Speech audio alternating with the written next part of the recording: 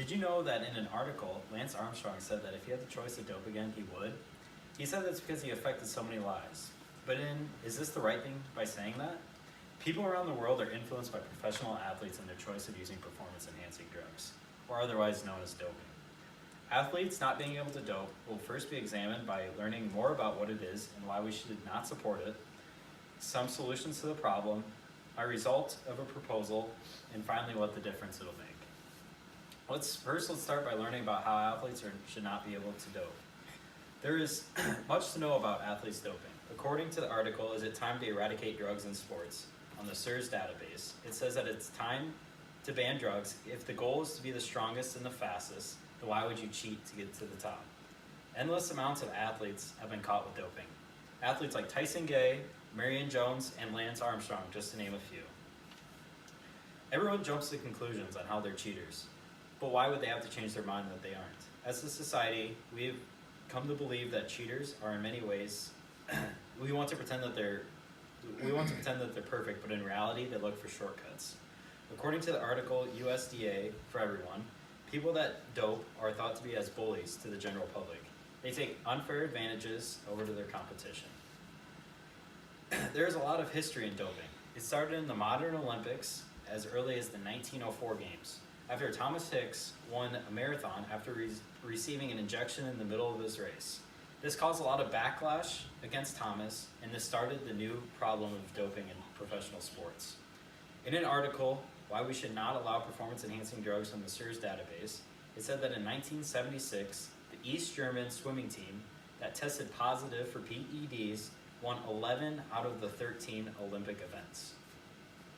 As you can see, the use of PEDs can greatly benefit the users over the natural competitors. It is predicted that in the next couple of years, they will be able to come out with PEDs that are virtually undetectable, which will bring another group of problems. How PEDs work is it basically pumps more oxygen-rich blood into your body, and that basically speeds everything up. It allows for a more rich blood that will lower the fatigue levels and lower the production of amino acids in your body. There are multiple reasons not to dope is important to us. One of them is it adds bad credibility to our leagues. It also adds unwanted drama to the leagues. And lastly, it can be health hazards to the athletes.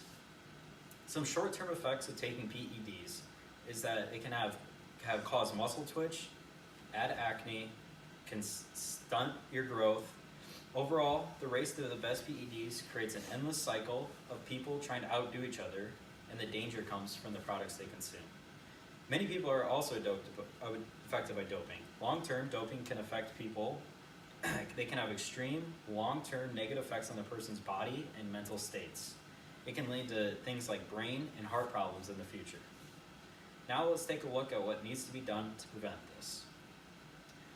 A lot of major leagues need to start making new policies and crack down on the use of drugs. One possibility they could have is more harsh penalties and fines. Things like season bans rather than just a few games like we have now. In this picture, this shows the amount of players that have been banned during games. Banned during games, and it tallies up to over 2,000 games in the time period. This number should increase as more strict laws come into place.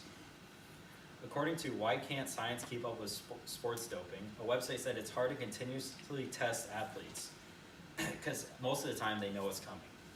So another policy that can be in place is we need to make more spontaneous drug tests for the athletes. The athletes know when the drug tests are coming in, so they do things to prevent them testing positive during the test.